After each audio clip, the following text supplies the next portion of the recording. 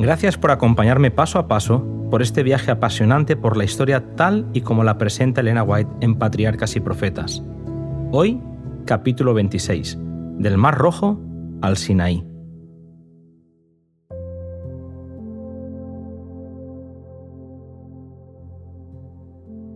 Desde el Mar Rojo, la multitud se puso de nuevo en marcha por el árido desierto. La alegría de ser libres compensaba la incomodidad del camino, pero al tercer día de marcha, la necesidad de agua se convirtió en un grito angustiado.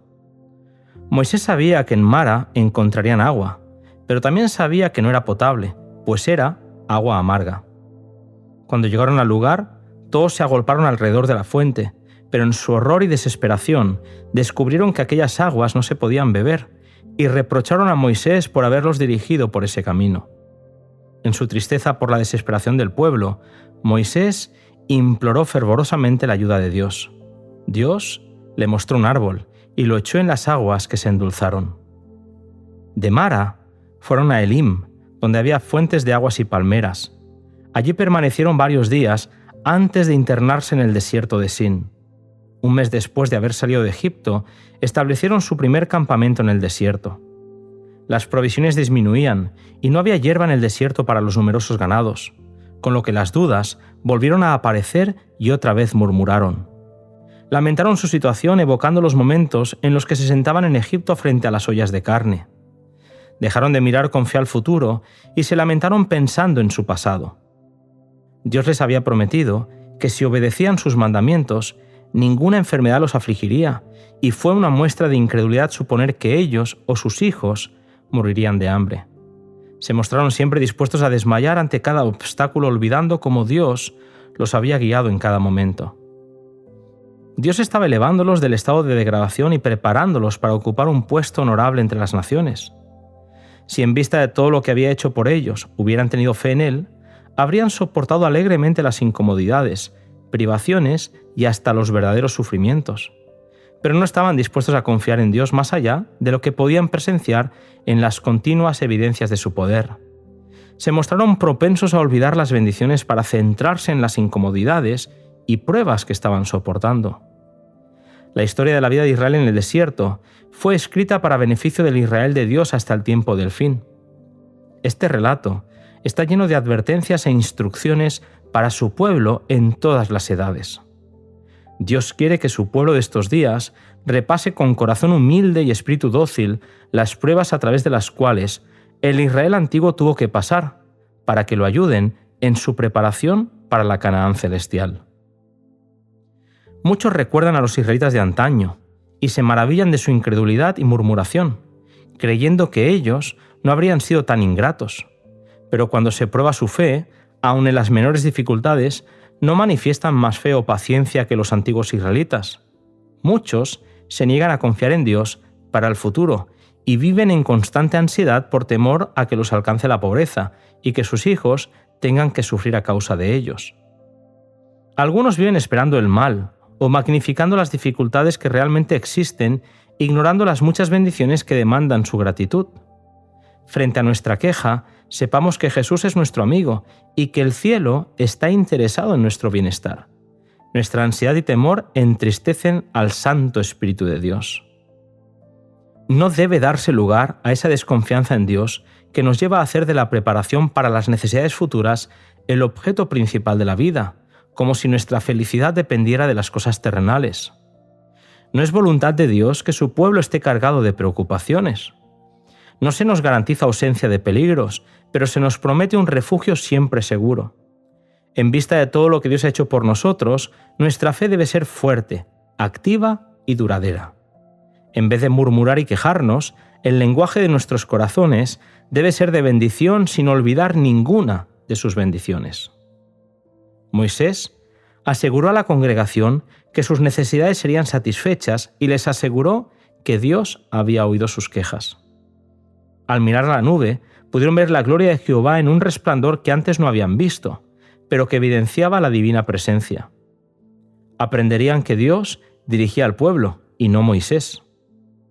Aquella noche el campamento estuvo rodeado de enormes bandadas de codornices, suficientes para suplir las demandas de toda la multitud. y por la mañana apareció sobre la faz del desierto una cosa menuda, redonda, como escarcha sobre la tierra. El pueblo lo llamó maná, y cuando lo recogieron, encontraron que había abundante provisión para todos. Se les ordenó recoger diariamente una cantidad por persona, sin dejar nada para el otro día. Algunos trataron de guardar maná para el día siguiente, pero vieron que entonces ya no era bueno para comer. Al llegar el sexto día, el pueblo recogió 2 gómeres por persona, puesto que Dios había indicado que el sábado no habría maná por ser un día de reposo a Jehová. Cada semana, durante su largo peregrinaje en el desierto, los israelitas presenciaron un triple milagro que debía inculcarles la santidad del sábado. Cada sexto día caía doble cantidad de maná, nada caía el séptimo, y la porción necesaria para el sábado se conservaba dulce sin descomponerse, mientras que si se guardaba los otros días, se descomponía. Mediante el envío del maná, tenemos evidencia conclusiva de que el sábado no fue establecido como muchos alegan cuando la ley se dio en el Sinaí. Hoy, Dios requiere que su día santo se observe tan sagradamente como en el tiempo de Israel.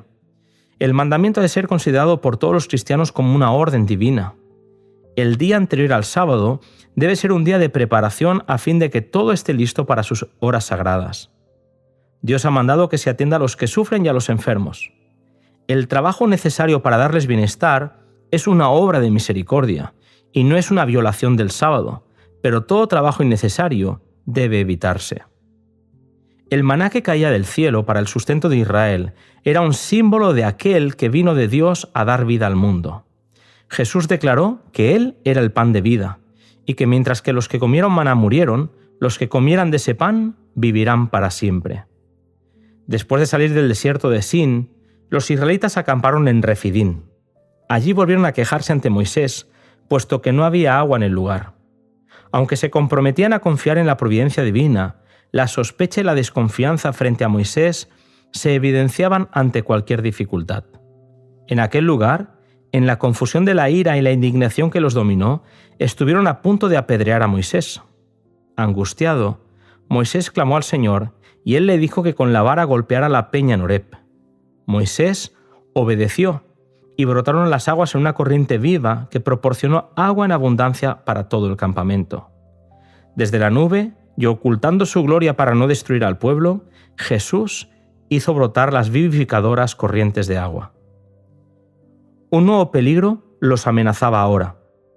A causa de su murmuración contra el Señor, Él permitió que fueran atacados por sus enemigos.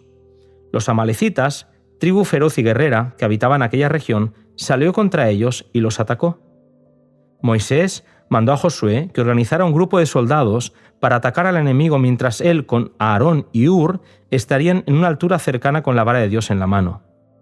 Con los brazos extendidos hacia el cielo y con la vara de Dios en su diestra, Moisés oró por el éxito de los ejércitos de Israel. A lo largo de la batalla, pudieron comprobar que, mientras levantaba sus manos, Israel triunfaba, pero cuando las bajaba, el enemigo prevalecía. Aarón y Hur sostuvieron los brazos de Moisés hasta que al ponerse el sol, el enemigo huyó. La actitud de Moisés, Aarón y Hur nos muestran la necesidad de trabajar en equipo y también demuestra que, mientras el pueblo confiara en el Señor, Él pelearía por ellos y dominaría a sus enemigos. Pero cuando no se apoyaran en Él, cuando confiaran en su propia fuerza, entonces serían débiles. El Israel de Dios ha de apoyarse por la fe en la fortaleza de su poderoso ayudador. De la misma manera que los hebreos triunfaban cuando Moisés levantaba sus manos, así triunfará la Iglesia cuando mediante la fe se apoye en la fortaleza de su poderoso ayudador. Así como Josué y sus valientes soldados luchaban para derrotar a los enemigos de Israel, ha de combinarse el poder divino con el esfuerzo humano. El pecado de Amalec fue tan grave a los ojos de Dios que le mandó a Moisés que escribiera que la memoria de Amalec sería borrada del todo. Los amalecitas no desconocían el carácter de Dios ni su soberanía, pero en lugar de temerle, se habían empeñado en desafiar su poder. Habían jurado por sus dioses que destruirían a los hebreos, de tal manera que ninguno escaparía, y se jactaban que el Dios de Israel sería impotente para resistirlos. Durante mucho tiempo habían sido pecadores arrogantes, y sus crímenes clamaban a Dios exigiendo venganza. Sin embargo, su misericordia todavía los llamaba al arrepentimiento. Pero cuando cayeron sobre las cansadas e indefensas filas de Israel, sellaron la suerte de su propia nación. Dios nos enseña que ningún acto de crueldad u opresión hacia los débiles es pasado por alto en el cielo. A poca distancia del campamento se hallaba la casa de Yetro, el suegro de Moisés.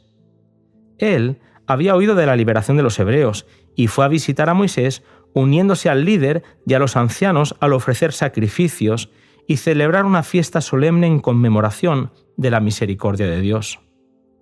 Durante su estada en el campamento, Yetro vio lo pesadas que eran las cargas que recaían sobre Moisés. La multitud que lo rodeaba era ignorante y sin experiencia, y Moisés atendía los asuntos generales del pueblo, pero también las disputas que surgían entre las personas.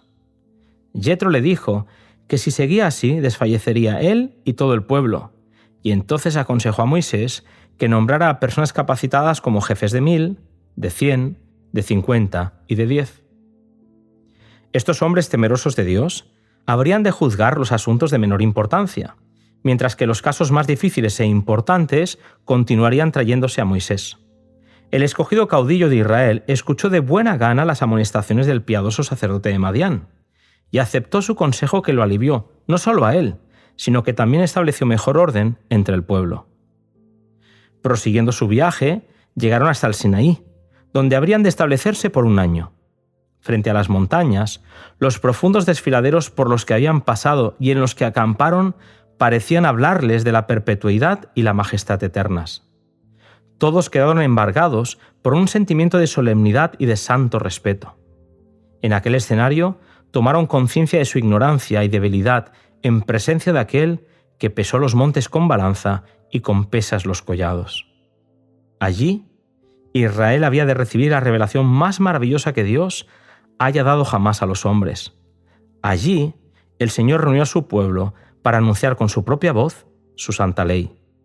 Dios estaba obrando para elevarlos a un nivel moral más alto, dándoles mayor conocimiento de sí mismo. Hemos viajado de Egipto al Sinaí, de la mano de Elena White. En el próximo podcast te invito a escuchar La ley dada en el Sinaí.